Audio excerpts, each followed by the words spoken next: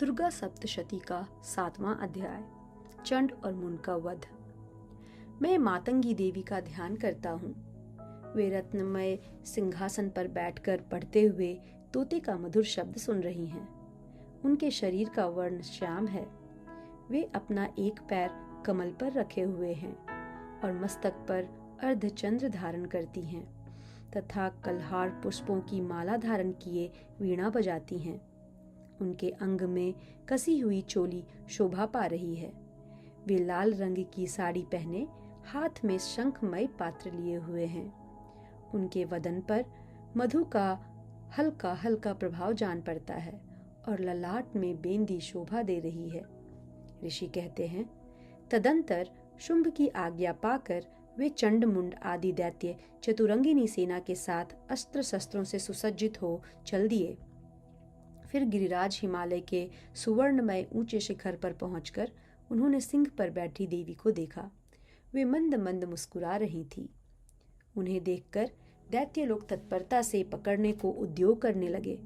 किसी ने धनुष तान लिया, किसी ने तलवार संभाली और कुछ लोग देवी के पास आकर खड़े हो गए। तब अंबिका ने उन शत्रुओं के प्रति बड़ा क्रोध किया।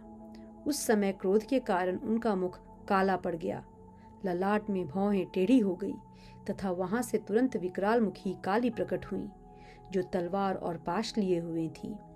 वे विचित्र खड़वांग धारण किए और चीते की चमड़ी साड़ी पहने नर मुंडों की माला से विभूषित थीं।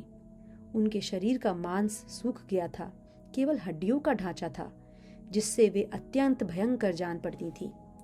उनका मुख बहुत विशाल था, जीभ लपलपाने के कारण और भी डरावनी प्रतीत होती थी। उनकी आंखें भीतर को धसी हुई और कुछ लाल थीं। वे अपनी भयंकर गर्जना से संपूर्ण दिशाओं को गूंजा रही थी। बड़े बड़े दैत्यों का वध करती हुई वे कालिका देवी बड़े वेग से दैत्यों की उस सेना पर टूट पड़ी और उन सबको भक्षण करने लगी। वे पार्श्व रक्षकों, अंकुशधारी महावतों, योद्धाओं और घंटा सहित कितने ही हाथियों को एक ही हाथ से पकड़कर मुंह में डाल लेती थी। इसी प्रकार घोड़े, रथ और सारथी के साथ रथी सैनिकों को मुंह में डालकर वे उन्हें बड़े भयंकर रूप से चबा डालती थी। किसी के बाल पकड़ लेती, किसी का गला दबा देती, किसी को पैरों से कुचल डालती और किसी को छाती के धक्के से गिराकर मार डालती थी। वे असुरों के छोड़े हुए बड़े बड़े अस्त्र शस्त्र मुंह से पकड़ लेती थी और रोष में भरकर उनको दांतों से पीस डालती थी। काली ने बलवान एवं दुरात्मा दैत्यों की वह सारी सेना रौंद डाली, खा डाली और कितनों को मार भगाया।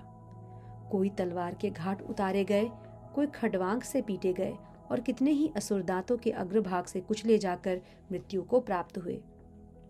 इस प्रकार देवी ने असुरों की उस सारी सेना को क्षण भर में मार गिराया।